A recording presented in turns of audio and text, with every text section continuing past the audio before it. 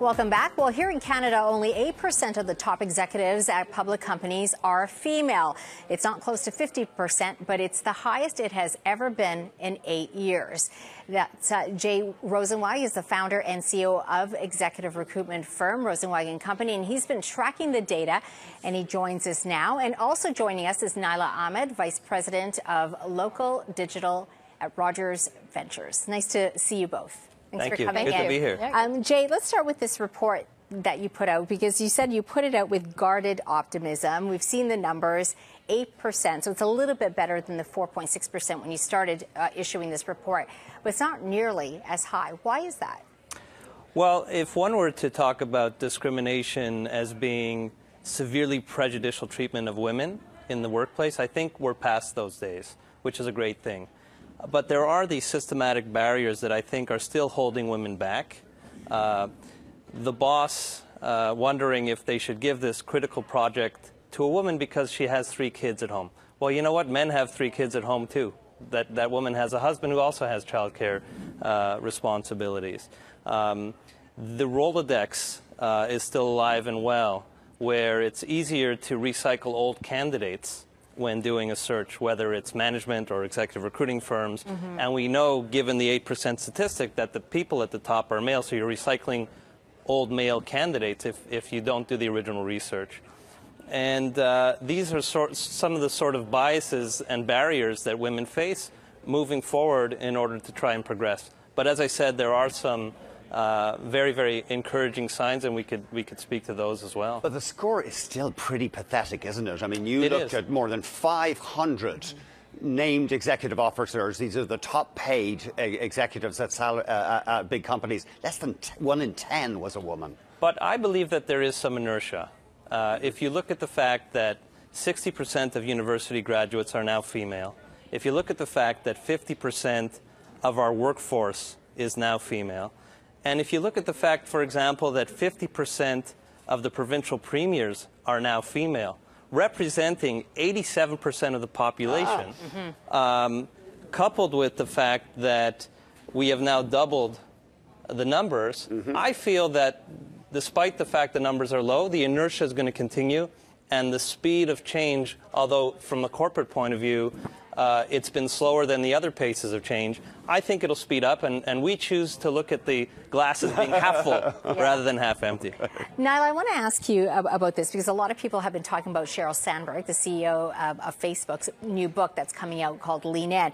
And she said that we women hold ourselves back by lacking self-confidence, by not raising our hands instead of and stepping back. How do you feel about those comments? Have you seen that?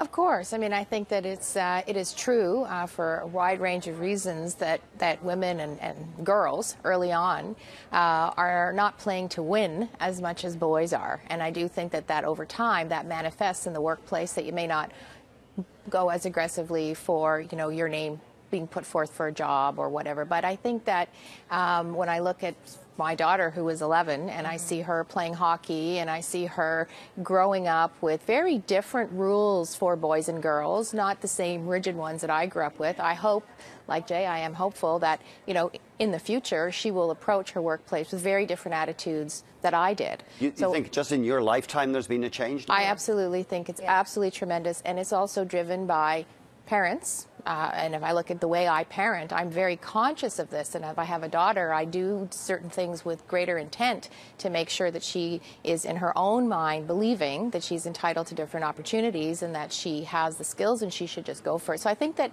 the wind is blowing in a bit of a different direction. While the progress may seem, numerically to be slight, I think that beneath all of that, there is lots of momentum moving in the right direction. What do you think corporations need to do to support women in these executive roles?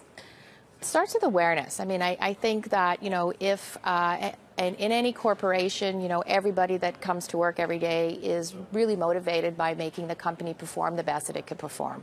I do think that, as Jay was saying, if you look at the numbers where 50% of your talent pool is female, and in your actual corporation you have a lot of female, just from a talent agenda, you should make sure that you are moving that talent as quickly and as aggressively as you can. The women don't have the same opportunities as you get higher in the organization. So I think awareness is starting is the first step, and we see organizations like Catalyst, we see large companies like Deloitte that are putting programs in place. Even in Rogers, we have the Rogers Women's Network, which has been around for 10 years. I would say the past 24 months has been when there's been a lot more momentum and awareness within the corporation itself as to what role a group like the Rogers Women can play to help the company perform better. Jay, you run a global recruitment firm. When you bring a woman candidate to a prospective employer, do you sometimes hear a kind of, or just get the body language, no, we don't want to go there? Well, that's actually, that's an excellent question. That's one of the reasons I feel so optimistic, because I haven't seen that. And we're working currently for some of the world's largest corporations. We're doing board searches for some of the largest corporations internationally. And they're all asking me to keep an eye on diversity, in fact. Study after study has shown, forget the moral issue or the moral imperative at this point, which is the most important piece of it, but study after study has shown that the greater the diversity at the top echelons of corporate Canada or corporate United States or corporate Europe, the greater the results.